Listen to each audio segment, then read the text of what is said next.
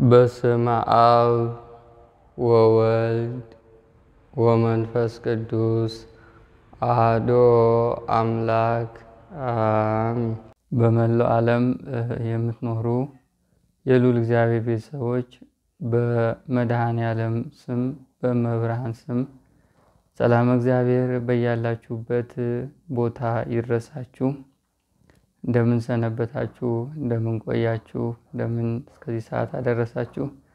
ኃያሉ አምላካችን መድኃኔዓለም ፍቅሩንና ደግነቱን የአምላክነቱን ኃይል አብዝቶልን ጊዜያቶችንና ሰዓታቶችን እየባረከ ክፉን ኃይል እያራቀ ቸርነቱን እያበዛ ለዛሬቱ ሰዓት ቀን ዕለት አድርሶናልና ምስጋናና አምልኮ ለሱ ይሁንልን፣ አሜን። ዛሬ አምላካችን እንደ ቸርነቱ እና እንደ ፈቃዱ የምንማማርበት ርዕሳችን የሚሆነው የክፉ መናፍስት በእውንም በህልምም በአካል መታየት በሚል ይሆናል። ክፉ መናፍስት በእውንም በህልምም በአካል የሚታዩት ምን ሲሆን ነው በሚል ርዕስ እንማማራለን ማለት ነው። የአባቶቻችን አምላክ መድኃኔዓለም በቸርነቱ ጉባኤያችንን ባርኮልን ክፉን ኃይል አርቆልን ለቅድስት ሥላሴ መንግስት የምንበቃበትን መንፈሳዊ ተግባር እንድንይርዳን አሜን። ከዛ በፊት ሁላችንም እንደሚታወቀው የሰማይቷን የቅድስት አርሴማን የበረከት ስራ እየሰራን ነው። በዛ ላይ አሁን መጋቢት ወር ላይ ነን። መጋቢት 5 መጋቢት 27 በተለይ የመድኃኔዓለም ታላቁ በዓል አለ። በእነዚህ ቀናቶች ዝክር አብረን የምንዘክር ከሆነ እንዘክራለን። ከዛም በላይ የሰማይቷን ቤት ብዙም እየሄደ ስላልሆነ እንደውም ለትንሽ ጊዜ የበረከቷን ሰብስበን ከዛ ወደ ሌላ እንሄዳለን ብዬ ነበር። የእሷ ትንሽ መቆየቱ ነው ብዙም እየሄደ አይደለምና ሁላችሁም አስራታችሁን በኩራታችሁን መባችሁን ለሰማይቷ ላኩልኝና አብረን እናገለግላለን ማለት ነው። ሰማይቷ ከጎናችን ሆና የበረከቱን ስራ ባርካ ክፉን ኃይል አርቃ እጃችን፣ ልባችን፣ አይምሯችን የውስጥ ጥርጣሬን አርቃ ለሥላሴ መንግስት መሪ ሆና በስጋም በነፍስም ባርካ እንድታኖረን የበረከቱን ስራ እንሰራላታለን ማለት ነው። ስለዚህ ከስራ አካውንት አለን እንደተለመደው በዛ ሰብሰብ አድርገን እንልካለን፣ ይሰራል ማለት ነው። ከዛ በተጨማሪም ዝክሮችን አሉ፣ እሱን አብረን እንዘክራለን። ያው የምትወዱት ካለ ፈቃደኛ ከሆናችሁ እንዘክራለን። መድኃኔዓለም በቸርነቱ ይርዳን። ወደ ትምህርታችን እንመለስ። ክፉ መናፍስት በህልምም በእውንም በአካል ይታያሉ። በአካል ይታያሉ ማለት ልክ እንደ ሰው የራሳቸውን የሆነ ስጋዊም ባይባል መናፍስታዊ የሆነ አካላቸውን ይዘው የሚገለጡበት ጊዜና ወቅት አለ። በተለያዩ ሰዓቶች የተለያዩ ክንውኖችና ተግባሮች ሲፈጸም ነው መናፍስት በአንድም በሌላም በሰው ልጆች ላይ ያላቸውን ውጊያና ጥቃት አብዝተውም አሳንሰውም ሊገልጡ የሚችሉት። ለምሳሌ በመተቱ ዓለምና የውጊያ ጉዞ ውስጥ መተት በጣም የሚሰራውና ብሎ ልፍስፍስ ያለ መተት የሚሆነው የሚቀርብለት ግብርና የርኩሰት ልክና መጠን ይወስነዋል። ከዛም በተጨማሪ መናፍስት ደግሞ ኃይላቸውና አሰራራቸው የረቀቀና በሰው ልጅ ላይ ያላቸው የጉዳት መጠንም ልዩነት አለው። ይሄ የሀበሻው ምቀኛው ቡዳው ልክስኩሱ በቀላሉ የምታሸንፉት ሲሆን የደም ግብር የለመደ ደግሞ ከፍ ያለው ብዙ ውጊያና ትግል የሚያስፈልገው አይነት ይሆናል። በዚህ አጋጣሚ የመናፍስቱ ዓለም እንደ ወረርሽኝ ሆኖ የራሳቸውን ትውልድ መስርተው የራሳቸውን ጊዜና ዘመን ስራ እና ጉዞ የራሳቸውን የሆነ ዓለም ለመፍጠር እየተሯሯጡ ይገኛሉ። ይህም ዛሬ ላይ በተለያዩ ዓለማት ላይ መናፍስት በአካል ተገልጦ የሚታይበት አጋጣሚ አለ። ኢትዮጵያ ላይ በህልም ነው እንጂ እስካሁን ድረስ በአካል በስጋ ብዙም አልተለመደም። ግን ስጋ ለበስ የሆነ የአጋንንት ጉዞ አለ። መናፍስት እንደፈለገ የሚነዳቸው የፈለገ ሀሳቡን ወደ ህይወታቸው የሚያመጣ እንደመራቸው የሚመሩ እንዳሳያቸው የሚሄዱ በሚያዩት ልክ የሚያይ በአንደበታቸው ተቀምጦ የሚያወራ እነሱ ግዙፍ አካል ብቻ የሆኑ ሰዎች ሀገራችን ላይ ብዙ ናቸው። በትምህርት ምክንያት፣ በስልጣን ምክንያት፣ በእውቀት ምክንያት፣ በገንዘብ መሻት ምክንያት ነፍሳቸውንና ክብራቸውን የሥላሴ ልጅነታቸውን አዋርደውና ሽጠው ለመናፍስት ጊዜያቸውና ዘመናቸውን የገበሩ ብዙ ናቸው። ይሄ በአካል ነው እንግዲህ ዝም ብሎ ስጋ ለበስ አጋንንት ማለት ነው። እና መድኃኔዓለም ማስተዋሉን ያድለን። እሺ መናፍስት በሁለት መንገድ ሊገለጡ ይችላሉ። አንደኛ እርኩሰት ሲበዛ፣ ሁለተኛ ደግሞ ኃይላቸው ሲዳከም ነው። እርኩሰት ሲበዛ በተለይ በዚህ በውጩ ዓለም ላይ የመናፍስት በአካል ነው በቃ የተገለጠ ነው የመናፍስት ውጊያ። እንደውም የሆነ ትንታኔ ሁሉ ተሰጥቶት የራሱ የሆነ ዘገባ ተፈጥሮለት ትዊን ፍሌምስ ምናምን የሚል ስያሜ ተሰጥቶት መናፍስቱ እንደ ጥላ ሰዎችን ይከተላቸዋል፣ ያናግራቸዋል፣ የሚያስፈልጋቸውን ነገር ያቀርብላቸዋል። እሱ ነው አምላካችን ብለው ቅድስት ሥላሴንና ክብር ምስጋና ይግባውና መድኃኔዓለምን አስክደዋቸዋል። ይሄ የእርኩሰታቸው መጠንና የክህደታቸው ልክ ጣራ ሲነካ ያ ግብር ኃይል፣ ጉልበት፣ አቅም ሆኖት መናፍስቱ ለሰው ልጆች ተገልጦ ጥላ ሆኖ ነው። በተለይ የሰዶማውያን ዓለም ጉዞ ከዛም በላይ ደግሞ የክህደቱ ዓለም እግዚአብሔርን መካዱ፣ በእግዚአብሔር ላይ ማመፁ፣ መነሳሳቱ፣ በዘፈንም በሙዚቃም በስልጣንም በእውቀትም በመድኃኔዓለም ላይ ማፌዙ፣ ይሄ በአጠቃላይ ለዲያብሎሱ ጉልበትና አቅሙ ነው። እዛ በአካል ነው። ትዊን ፍሌምስ አሁን ቢዮንሴ የሆነ ጊዜ ብዙ ጊዜ ይጠቀሳል። እኔ አሁን ዘፍኛለሁ፣ አሁን እኔ ስለደከመኝ ሁለተኛይቷ ቢዮንሴ እሷ ደግሞ ትዘፍናለች የሚል ነገር ሁሉ ሰምተን ነበረ። ይሄ ነው ትዊን ፍሌምስ የነፍስ ቁራኝነት። መናፍስ በነፍስ ይቆራኝና በአካል ይገለጣል። ታዲያ ጥላ ነው የሚከተለው። የትም ቦታ አይተው መተው ብቻ ሳይሆን እንደዚህ በአካል የተገለጠባቸው ሰዎች ግብረ ሰዶምን ይፈጽምባቸዋል፣ ሰዶማውያን ያደርጋቸዋል። እንደምንም በእምነትና በሃይማኖት ሆነው እንኳን ቢገለጥ በዚህ በሰዶማውያን ውስጥ እንኳን ባይገባ እንዲሁ በአካል ይገናኛቸዋል። እና ብዙ ሰዎች ዛሬ ለሰዶማውያንና ለእርኩሰቱ ዓለም ተጋላጭና እንደ ትልቅ የመፍት መከራከሪያ ነጥብ አድርገው የያዙት የመናፍስቱ መገለጥ፣ ከዛም በላይ ከሰው ይልቅ መጀመሪያ ከመናፍስቱ ጋር ግንኙነት እየፈጸሙ ሰዶማዊነቱን እሱ መንፈሱ ያስተምራቸው ራሱ እየተገናኛቸው አካል ለብሶ ማለት ነው።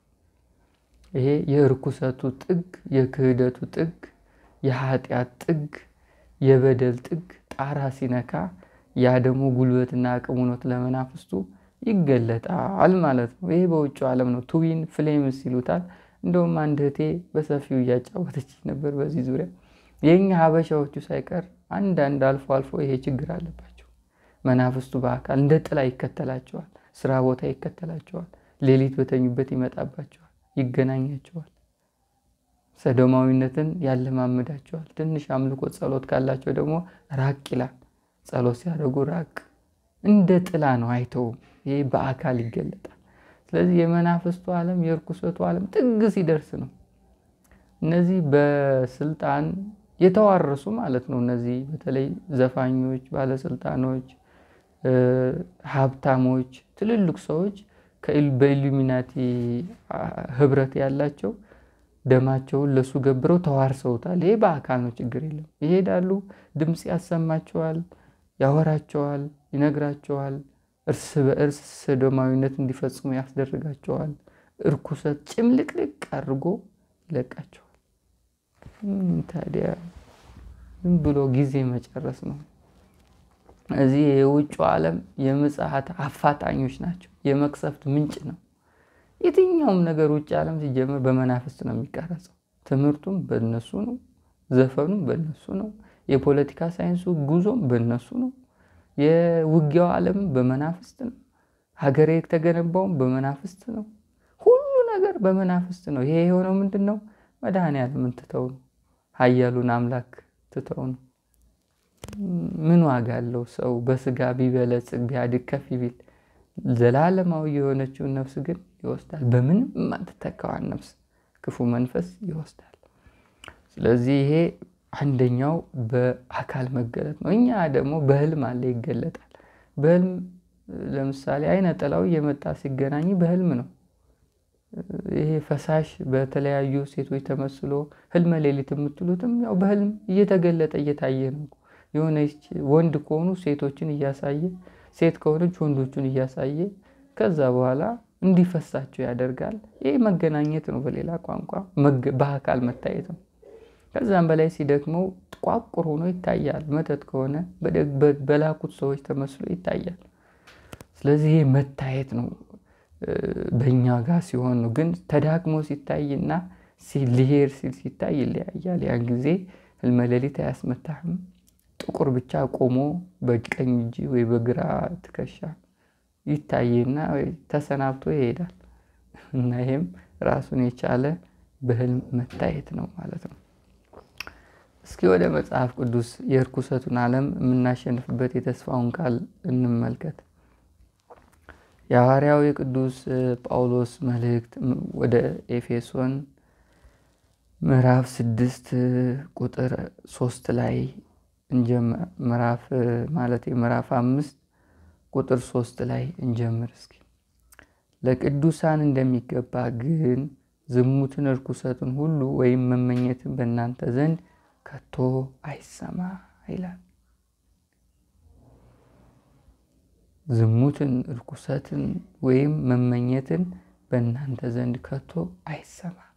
ይሄ የመናፍስት የውጊያና የትግል ጉዞ የመጨረሻው ደረጃ የሚያደርሰው ርኩሰትና ዝሙት።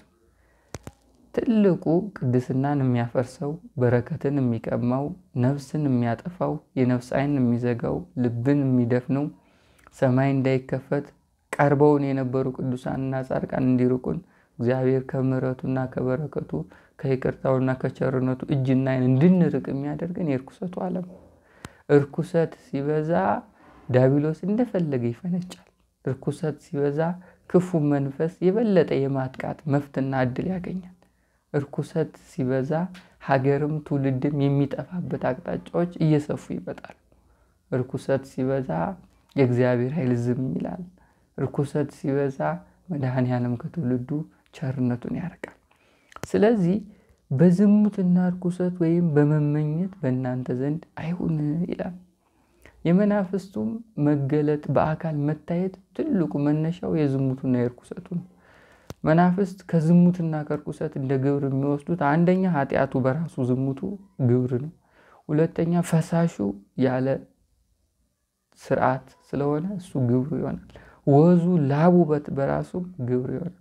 ስለዚህ ይሄ ዝሙት፣ ርኩሰት፣ መመኘት በተለይ የሐዲስ ኪዳን ደግሞ በማየት ነው።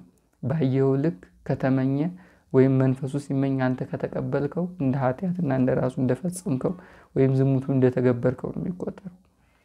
ስለዚህ በዚህ አይሁን ይላል ሐዋርያው ቅዱስ ጳውሎስ። የክፉ መናፍስት ትውልድ ላይ ስር ሰዶና በሰፊው እንዲያጠቃ መንገድ ከሚከፍትና ከሚያስተካክል ነገር አንዱ ይሄ የዝሙቱ ዓለም ነው። የዝሙቱ ዓለም አሁን ከዚህ በፊት ነግሬያቸዋለሁ። እኛ ሀገራችን የመናፍስት ወረራ በሰፊው እየሄደ ነው። ይህ የነፍስ ዓይን ያለውና ነገሮችን አጥርቶ ማየት የሚችል ሰው ያውቀዋል። ቀደም ያሉ የበረከት ምንጮች እየጠፉ ነው። የአባቶቻችን ቃል ኪዳንና የበረከት ኃይልም በሱ ላይ አመፀኞች ተነስተዋል።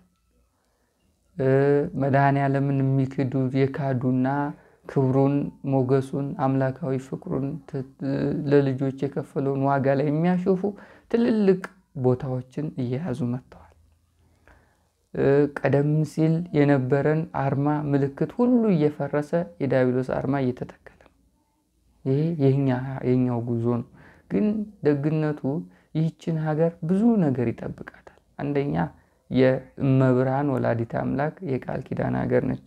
እሷ ድንግል ማርያም ሀገሪቷን ትጠብቃታለች፣ ትዞራታለች። ምንም ቢሆን ምን መናፍስት ቢሮጥ እርኩሰትም ቢበዛ ይኸው አሁን ተአምር እየተደረገ ነው። በተለያዩ ገዳማት ኃይሏን እመብርሃን ትገልጣለች፣ የእናትነት ፍቅሯን ታሳያለች። ከትውልዱ እንዳራቀችና ከትውልዱ ጋር እንደሆነች ማሳያ ነው። ይሄ ትውልድ የሷ ትውልድ፣ ይሄ ሀገር የሷ ሀገር መሆኑን ማሳያ ነው። ይሄንን የትም አላደረገችውም፣ የትም ዓለም የለም። በተለያዩ ቦታ ላይ እኛ ጉዞ ብለን ተዘጋጅተን የምንሄድባቸው ቦታ ላይ ስንት ተአምራት አሉ፣ ስንት የበረከት ምስጢር ይገለጣል፣ ስንት ምስጢር ይታያል። ፍቅሯን፣ ሞገሷን፣ የእናትነት ወዳጅነቷን ታሳያለች። ለዚህ የሷ የእናትነት ፍቅር አንደኛው ጥሎ አይጥለንም ነው። ዕፀ መስቀል ያለበት ቦታ ነው። እሱም የዕፀ መስቀል ኃይልም አያጠፋንም። ዕፀ መስቀል እሳት ነው። ዕፀ መስቀል የመድኃኔዓለም ደም አርፎበታል። የመድኃኔዓለም ስጋ ተቆርሶበታል። ክብር አለው፣ ኃይል አለው፣ ስልጣን አለው። ቅዱሳን ዲያብሎስን ከቀጠቀጡበትና ካሸነፉበት መንገድ አንዱ በዕፀ መስቀል ኃይል ነው። የዕፀ መስቀል ክብር ከድንግል ማርያም በክብር እኩል ነው። የነጻነት ምስክር፣ ከዛም በላይ ደግሞ የድህነት ማመልከቻ፣ የክርስቶስ መሆናችን መታያ ነው እና ዕፀ መስቀልም አለ እዚሁ ግሸን። እሱም አንዱ ይጠብቀናል። የቅዱሳን ቀደም ያሉ አባቶች ቃል ኪዳን አለ። የእነ አቡነ ተክለ ሃይማኖት ቃል ኪዳን፣ የእነ አቡነ ገብረ መንፈስ ቅዱስ ቃል ኪዳን፣ የእነ አባ መብዓ ጽዮን፣ የእነ አባ ወልደ ማርያም፣ የብዙ ቅዱሳን፣ የእነ አባ ዜና ማርቆስ፣ የእነ አባ ሊባኖስ፣ የእነዚህ ሁሉ ቅዱሳን ስለዚች ሀገር ጊዜያቸውን ዘመናቸውን ሰጥተው ቁልቁል ወንዝ ውስጥ ገብተው አልቅሰው ሰውነታቸው ጠውልጎ ራሳቸውን ጥለው ጊዜና ዘመናቸውን ሰጥተው ያሳለፉት ጊዜ መድኃኔዓለም በቸርነቱና በፍቅሩ ስለዚች ሀገር ቃል ኪዳን ሰጥቷቸዋል። የነሱ ቃል ኪዳን ይጠብቃል።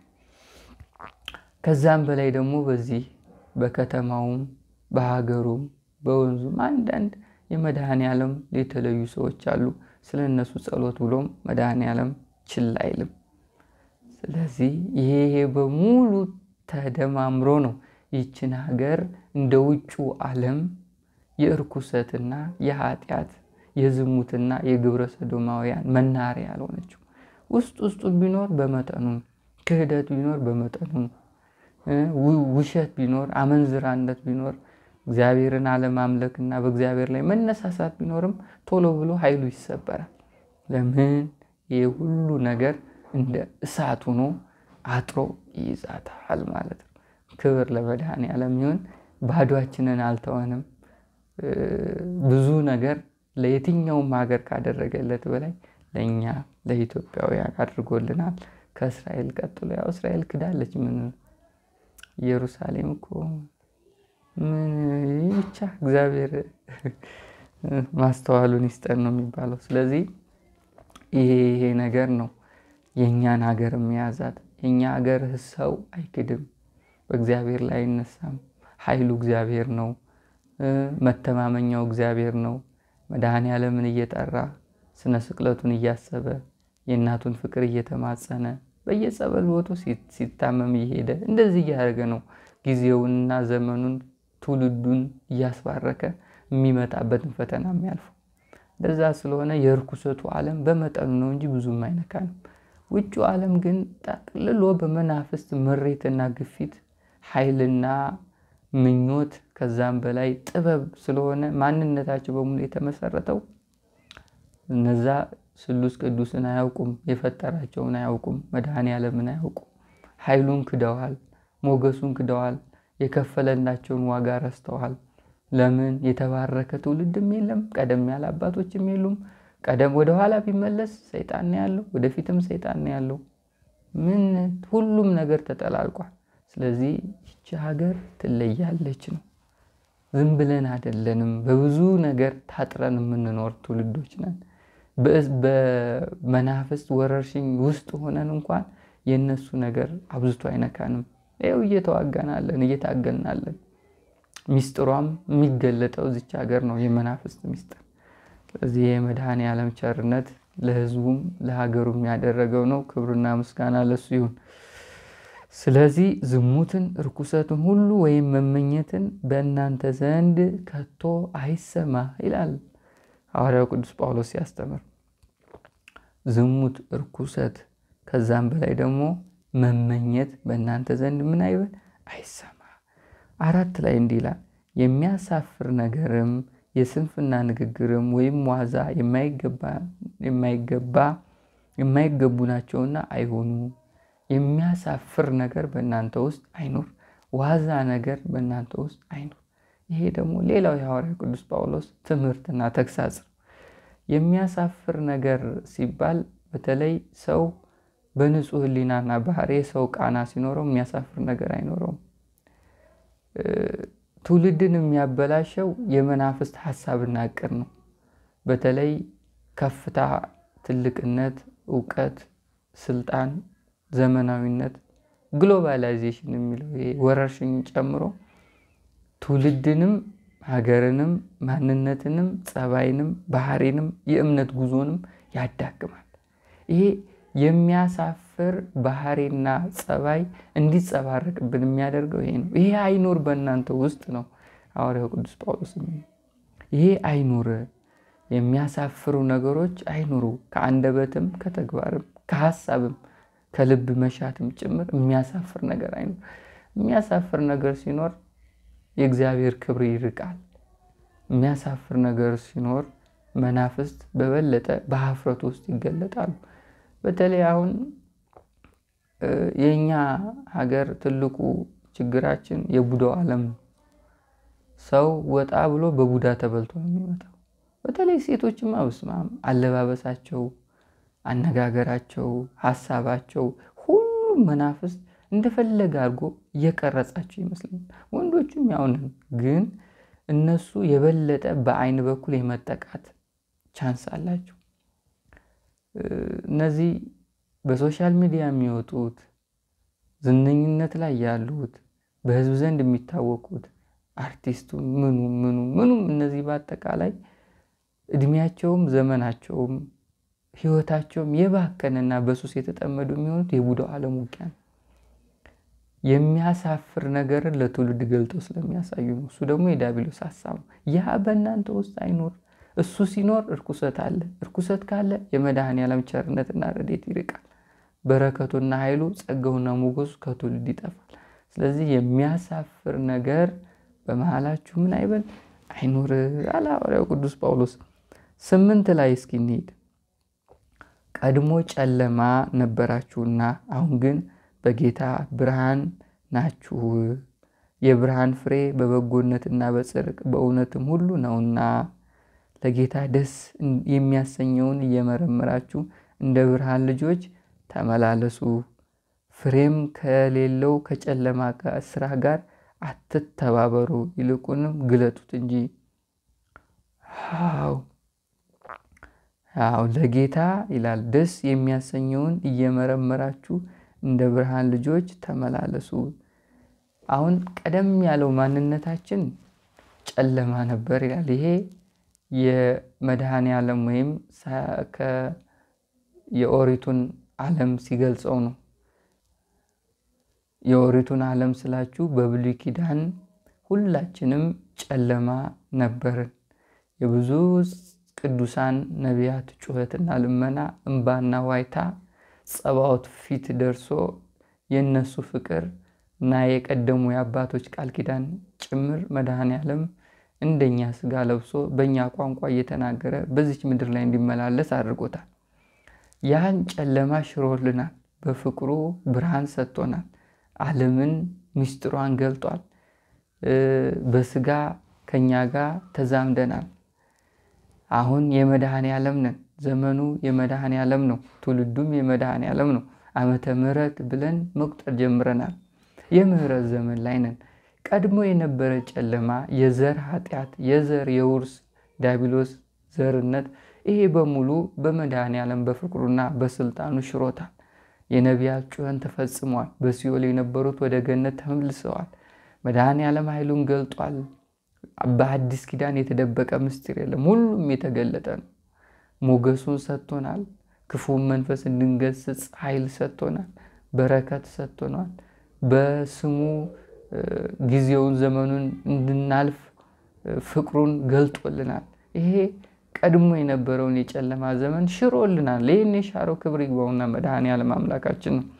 በሞቱ ሞታችንን አጥፍቶ በሰው ልጆች ላይ ተፈጽሞ ያልተሰማም ያልታየም ሰቀቀን ዋጋ ከፍሎ ደሙን አፍሶ ተገርፎ በጥፊ ተመቶ ራሱን መተውት በጦር ተወግቶ 5 ጊዜ በ5 ቦታዎች ተቸንክሮ በጅራፍ ተገርፎ አቤት ይህን ሁሉ ዋጋ ለኛ ለሰው ልጆች ከፍሎ አምላካዊ ኃይሉን ገልጦ ፍቅሩን አሳይቶ ምህረትን ለነሱ ሰጥቶ ተነስቶ አርጎ በአባቱ ቀኝ ተቀምጦ ዳግመኛ ደግሞ ይችን ዓለም ለማሳለፍ ሊመጣ ተስፋ ሰጥቶ ጨለማውን ዓለም ሽሮልናል። ስለዚህ በጨለማ ውስጥ የለንም። እኛ ከዲያብሎስ አምልጠናል፣ ወጥተናል። አሁን በፈቃዳችን ነው ወደ ዲያብሎስ የምንሄደው። ቀድሞ በግድ ነበር ወደ ዲያብሎስ የምንሄደው። አሁን ወደን ነው። አሁን ነፃ ፈቃድ አለን። ዲያብሎስን የማሸነፍ አቅም አለን። ፈቃድ ተሰጥቶናል። እሱን ዞር በል ማለት ስልጣን ተሰጥቶናል። ለምን? መድኃኔዓለም የሞተው እኮ ዲያብሎስን እንድናሸንፍ ነው። መድኃኔዓለም የሞተው እኮ ጊዜውና ዘመኑን እንድናሸንፍ ነው። መድኃኔዓለም ስጋውና ደሙን የሰጠን እኮ እንድንባረክበት ክፉን ኃይልና የጨለመውን ዓለም እንድንወጣ ነው። የጨለመውን ዓለም መሸጋገሪያ እንዲሆነን ነው። መድኃኔዓለም በቀራንዮ ላይ ስጋውን የቆረሰው ደሙንም ያፈሰሰው ለኛ ነው። ለሰው ልጆች የተከፈለው ዋጋ ትልቅ ነው። ለዛ በሱ ሞትና ለሰው ልጆች በከፈለው ወደር በሌለው ፍቅር አማካኝነት በዛ የጨለማውን ዓለም ተሻግረናል። አሁን በጨለማ ውስጥ አይደለንም ያለነው። ክብር ለመድኃኔዓለም ይሁን። ስለዚህ 8 ላይ ቀድሞ ጨለማ ነበራችሁና አለ። አሁን ግን በጌታ ብርሃን ናችሁ። የብርሃን ፍሬ በበጎነት በጽድቅ በእውነትም ሁሉ ነውና። በማን ብርሃን ነን? በጌታ በኩል ብርሃን ነን። በመድኃኔዓለም በጌታችን በአምላካችን ከዛም በላይ በመድኃኒታችን በክርስቶስ ኢየሱስ በኩል ምንድነን? አሁን ብርሃን ነን። መድኃኔዓለም ሲወለድ ብርሃን ተወለደ። መድኃኔዓለም ሲወለድ ሰላም ተገለጠ። የዲያብሎስ ስራ ከሸፈ። ዲያብሎስ ይህ ማን ነው ስጋ ለብሶ ከስልጣኔ የሻረኝ እያለ እንዲጮህ አደረገው። ዲያብሎስ ስንት ዓመት አግዞ በሲኦል ያኖራቸው ነፍሳት ተቀምጧል። ይሄ በመድኃኔዓለም በኩል የተገለጠ ነው። ብርሃን ወንጌል ነው። ብርሃን ኃይል ነው። የሐዲስ ኪዳን ጉዞ በኃይል በወንጌል በሕገ እግዚአብሔርና የሥላሴን መንግስት ተስፋ በማድረግ የሚደረግ ጉዞ ነው። ያውም በበጎነት በመልካም ስራ ነው። ስለዚህ ቀደም ሲል የነበረው የጨለማው ጉዞ ጠፍቶ አሁን በብርሃን በመድኃኔዓለም ቸርነትና በጎነት በፍቅሩ በኩል እየተመላለስን የምንኖርበትን ፈቃድ ሰጥቶናል ማለት ነው። ክብር ለመድኃኔዓለም ይሁን። ስለዚህ ይሄ የጨለማውን ዘመንና ዓለም የምናሸንፍበት ነው ማለት ነው። አዎ እንቀጥል እስቲ። ለጌታ ደስ የሚያሰኘውን እየመረመራችሁ እንደ ብርሃን ልጆች ተመላለሱ ይላል። ደስ የሚል ቃል ነው ይሄ። ለጌታ ደስ የሚያሰኘውን መድኃኔዓለምን የሚያስደስተውን ነገር እየመረመራችሁ እየፈለጋችሁ በሱ ውስጥ ተመላለሱ ይላል። ይሄ ለክርስቲያኖች የተሰጠ ተስፋ ነው። ክርስቲያኖች በዲያብሎስ ጉዞ በዲያብሎስ ሐሳብ በሱ ፍላጎትና ውጥን በሱ ምሪት እንድንመራ ሳይሆን እሱ ደስ የሚያሰኘውን ነገር እንድንተገብር ሳይሆን የተሰጠን ፈቃድ መድኃኔዓለምን የሚያስደስተውን ነገር እየመረመርን እንድንኖር። ምን ባደርግ መድኃኔዓለም ይደሰትብኛል? ምን ብሰጠው ፍቅሩን ያበዛልኛል? ምን ባደርግ በሱ ፊት ሞገስ አገኛለሁ? ምን ባደርግ የተወደድኩ እሆናለሁ? እያላችሁ መርምሩ። ይሄን የክርስቲያኖች ተስፋ ይሄ ነው።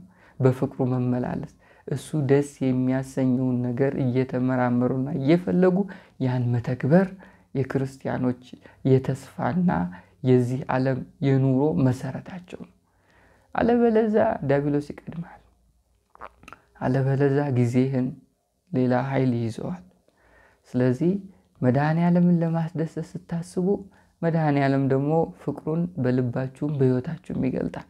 የማትሸከሙትን ያህል ስጦታ ይሰጣችኋል። የእሱ ትሆናላችሁ። መለያችሁ መድኃኔዓለም ይሆናል። ስሙ ክብራችሁ፣ ስሙ መገለጫችሁ፣ ፍቅራችሁ ከእሱ ጋር፣ እሱ ኃይላችሁ፣ መሪያችሁ፣ እሱ ተስፋችሁ፣ ሞገሳችሁ ይሆናል አይደለ?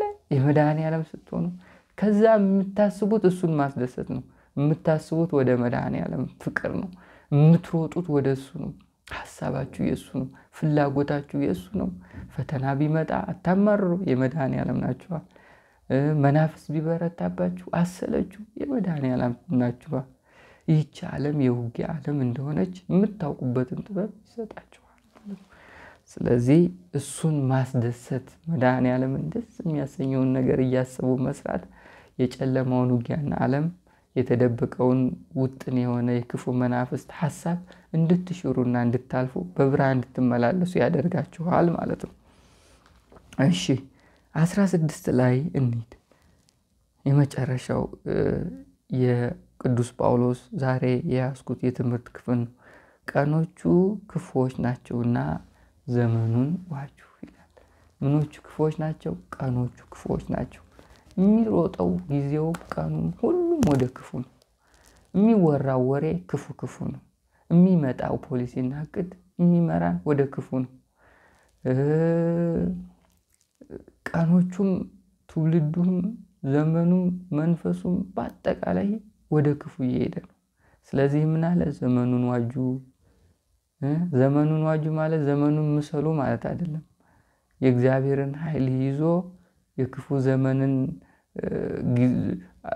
ውጥን የሆነ ማንነቱን በእግዚአብሔር ቃልና በወንጌል በኩል የምታልፉበትን ወኔ መፍጠር ነው ዘመኑን መዋጀት። በወንጌል መመላለስ፣ በብርሃን መመላለስ፣ በክርስቶስ ፍቅር መመላለስ፣ በቅዱሳን ኃይልና ጸጋ የቃል ኪዳን ምስጢር መመላለስ፣ ያ ነው ዘመን መዋጀት የሚባለው። ቀኖቹ ክፉዎች ናቸው አይደለም? ቀኑ ትውልዱም ክፉ ነው። ጊዜው ክፉ ነው። የምናሳልፈው ክፉ ነው። ስራ ቦታ ላይ የሚገጥመንም ክፉ ነው። በክፉ ታጥረን ነው የምንኖረው። ስለዚህ መድኃኔዓለም ያስፈልገናል። በቤተሰብ ክፋት አለ። በትውልድ እድገት፣ በትምህርት ቤት፣ በየዩኒቨርሲቲው፣ በየትምህርት ተቋማቱ አሁንም ክፋት አለ። አንደበቱ ተቀይሯል። ሱስና አመል ዘልቆ ገብቷል። መነቃቂያና አእምሮ ሱስ ሆኗል። እንደ ሀገርም ዲያብሎስ ወሮናል። አዎ እንደ ትውልድም አበላሽቶናል። እንደ ቤተ ክርስቲያንም ልብ ተዘግቷል። ከእግዚአብሔር ጋር መገናኘት አቅቶናል። ክፉ መንፈስ አገልጋዩን ዘረኛ አድርጎታል።